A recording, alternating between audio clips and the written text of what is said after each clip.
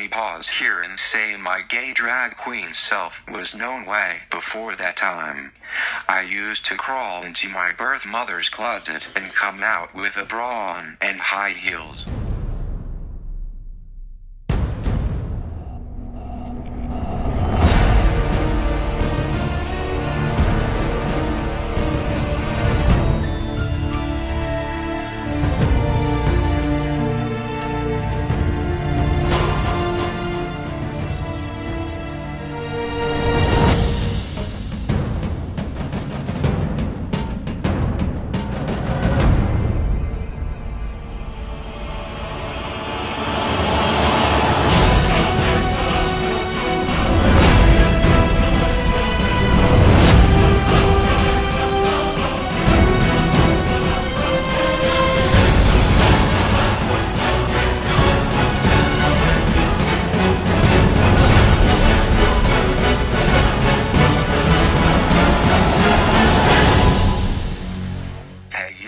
Today I'll be talking about being gay and living in the South.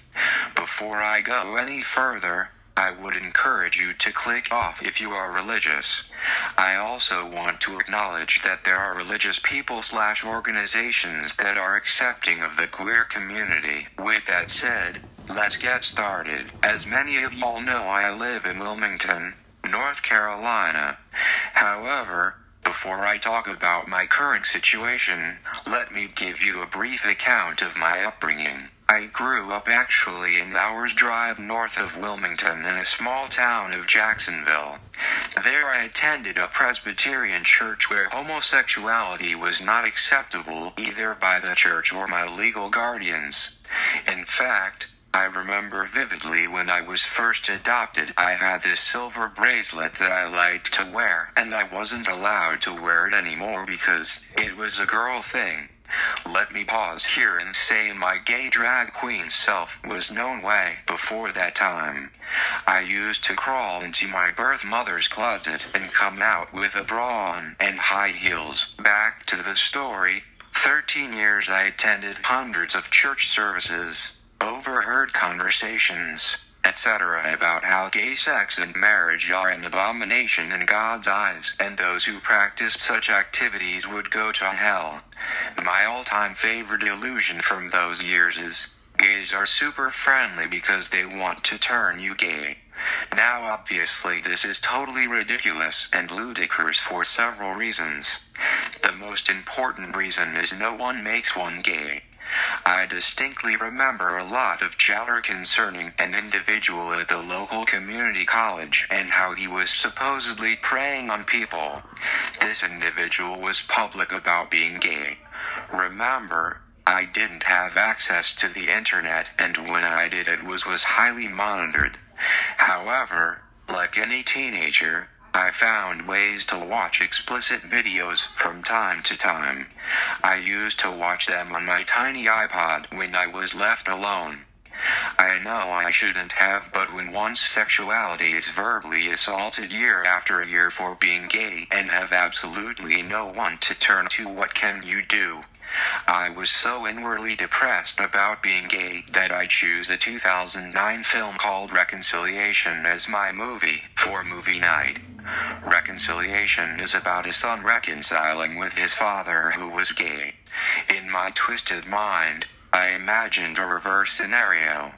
At first, I got pushed back but finally prevailed and got to choose it. I also became a police officer of homosexuality. I used to try zeroing on this one individual at my church, basically tried to bring him down so that I could feel better about myself. Now I know this was just a deflection technique. I feel bad that I singled this individual out. When I moved down to Wilmington, I slowly started watching gay YouTube couples. I eventually came out to my sister, who has always been more liberal than the rest of the tribe. She offered to introduce me to her gay friends. We met and chatted for a while. Knowing me, I am a picture fanatic.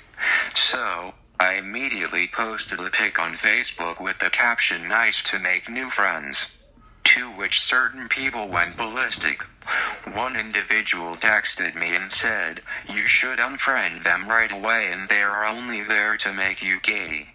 5 years has elapsed since that situation, but the vibe is pretty much the same. Earlier this year, I got discriminated against by this individual, whom I have mentioned on social media, for being gay. I also know this other dude who has a "no homo" in his bio of his social media. I have confronted him about a meme which had a LGBT flag with a Nazi symbol on it because I found it offensive. It's not on his page anymore, so maybe I was successful in that regard. There are other examples as well. Although I think these are discriminatory acts, I also do realize we live in America and people can be douchebags if they want to. Although these acts are out in the open, the more subtle rejection is what hurts the most. When you're not completely cut off but included in the bare minimum, that makes you feel like an outsider and leaving you yearning for a place on the inner circle, if you will. You can't drive 10 minutes through Wilmington without passing a church of some affiliation, whether it be non-denominational, Baptist, Presbyterian, Mormonism, Methodist, etc. I swear there must be at least over 100 churches in Wilmington alone. It is definitely nerve-wracking trying to figure out whether or not someone will like you or reject you based on your sexuality. And yet, I keep putting myself in these situations anyway. Brilliant. I think I mentioned in a previous video that I'll be going to Overflow, which is a denominational offshoot of a church dedicated to college students. I am aiming to do that in the fall. Personally, though, I can't wait to move to a more liberal part of the country where I don't have to worry about if people will reject me based on whom I love. I certainly can't wait to experience Pride as well. To end on a positive note though, I am eternally grateful to be able to interact with some amazing guys from YouTube. Guys like Tay aka Taylor, Bradley, Zach, Brandon, and last but not least Vinny. I enjoy our conversations on YouTube live streams and personal channels. I haven't met any of them in person yet, but one day I hope to meet and hang out with all of them. Don't know where I would be without those friendships.